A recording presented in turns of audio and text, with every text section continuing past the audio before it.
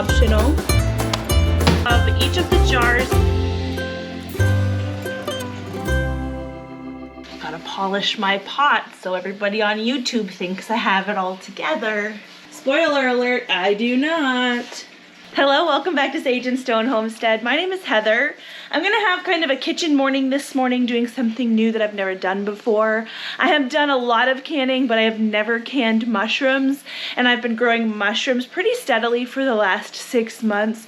We've freeze-dried a lot of them. We've eaten a ton of them fresh, and I actually really do like a good canned mushroom. I grew up with those in our diet regularly. They were put in different pasta dishes and things, and I actually like the texture. I know that that's probably not everybody's preference, but I'm very excited about this project. And I have, I don't know how many pounds worth of chestnut mushrooms in the fridge right now that we need to go get. But I also have some mushrooms in the garden that, if they are ready, I'd like to put those in the mix as well.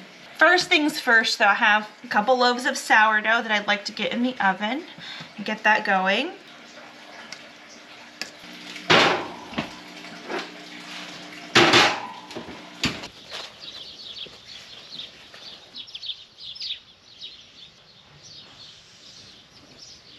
This here is cilantro, and it is putting on its little berries here, the coriander. And underneath, yeah, there are a few clusters under here. These are wood bluets. It looks like they are drying out a little, so I'm gonna leave these in here and not collect them today.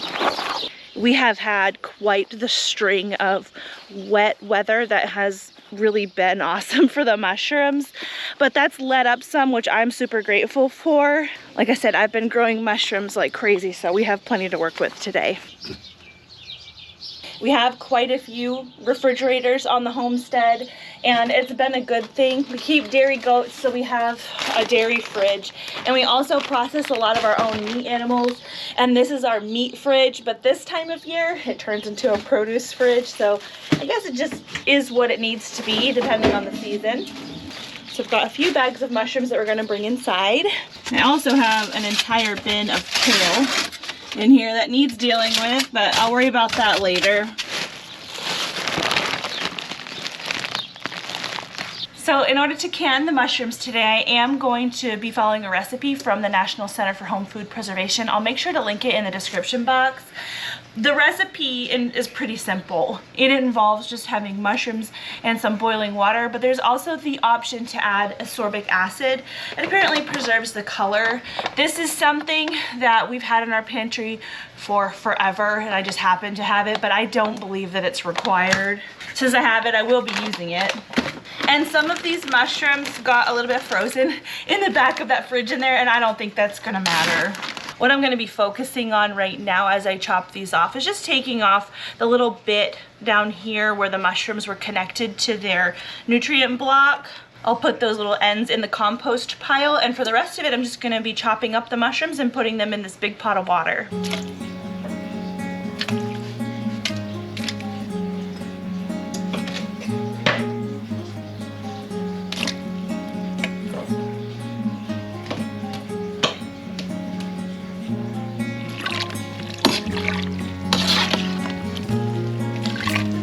Now the recipe on the National Center for Home Food Preservation website does tell you to soak and clean the mushrooms.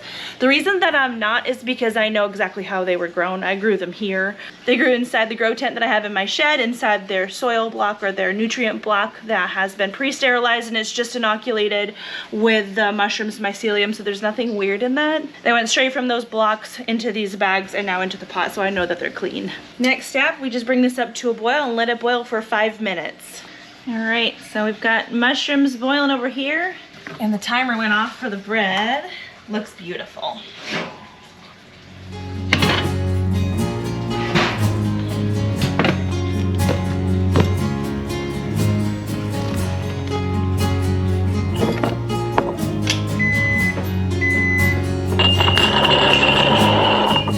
Alright, so our mushrooms are done boiling, and this is what they look like. The recipe online says to can them in either pint or half pint jars. I have a whole bunch of these half pint jars here. And we're gonna fill each jar up to 1 inch head space. So the head space is how much air space that we're leaving at the top of the jar.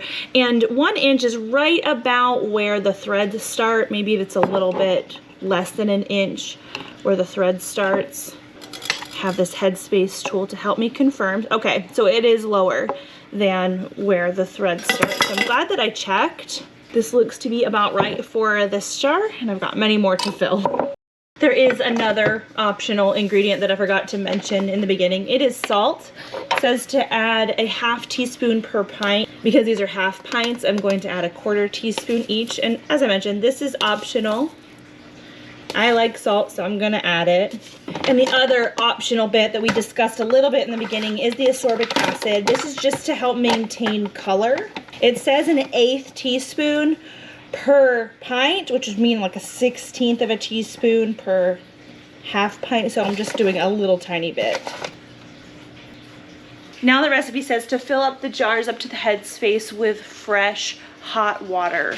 There is a lot of gorgeous mushroom stock in this pot. For the sake of the video, I am going to follow the directions that the National Center for Home Food Preservation has. My rebel canning heart really wants to just put this lovely broth in with the mushrooms. What I'm going to do is actually just can this up separately, and we will set up the kettle for the fresh hot water for the mushrooms.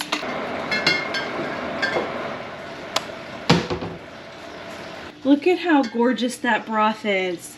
I could not imagine wasting that, so try not to. And it just smells lovely. I love mushrooms. So we've got our water here. I'm just gonna fill each of these a little bit higher than the 1 inch head space. We're going to be debubbling these jars, and very likely there's gonna be some air that escapes and it will displace that water, and will end up being just fine. That little headspace tool that I showed you earlier works really well for debubbling, but in little jars like this, I like to use something like a chopstick. You want to avoid using metal if you can, just because you can hit the side of your jar and create a chip. It does happen. Pretty sure I'm winding up with a little bit less than an inch of headspace on the mushroom jars. I'm deciding to just be okay with that. I'm sure it's going to work out fine. Now it's time to just wipe off the rims of each of the jars. I don't want anything on there that could compromise our seal, any kind of broth, piece of mushroom, salt, and going along the rims of the jars like this. In the past, I have been able to notice chips in the lips of jars, and so that's important too. Got the 2-piece lid system going on here. I've got the lid and the ring. I'm just securing the rings onto the top of the jar, fingertip tight, which is as tight as I can get it with these 3 fingers. And you don't have to, it doesn't have to be like as tight as you can get it. You just want to make sure that it's good and snug with those 3 fingers. There's going to be pressure created inside the canner, and that pressure will translate to pressure inside the jar, which is good. It's going to help seal the jars later on, but we don't want that pressure to be strong enough to blow the lid off. So there's a balance. Now I'm going to try something today that I have never tried before. I'm going to try to double stack this canner with the quarts of the mushroom stock and the half pints of mushrooms. I think it's going to fit. I can fit 7 quarts in this Presto canner on the bottom. There already is one of these racks on the bottom, as well as about 2.5 inches of water. And this second rack I'm going to place on top of these jars. So we've got our 7 down in there. And then this is where our half pints are going to go. I think it's going to work.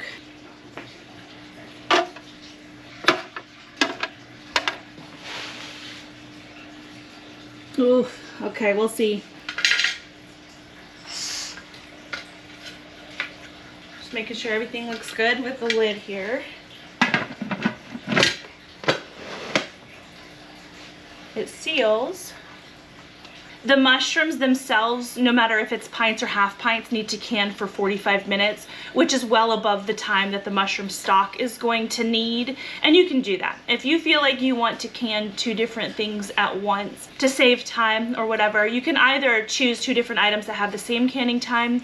But if you're going to can 2 different things that have different canning times, you want to can for the longer length of time of whatever you're canning. Now, this isn't something I would necessarily choose to do with something that's going to get really degraded with a longer canning time. Like I probably wouldn't want to can green beans and meat, for an example, like a raw pack meat, because the green beans do not need 90 minutes to cook. They're just going to be cooked down to mush. Now, if you're in Louisiana or from Louisiana, that might be a benefit to you. So I mean, it's all up to you. And some people say that if you can 2 different things, the different flavors can sometimes commingle within the jars. I'm not exactly sure how that happens, but it's something to keep in mind.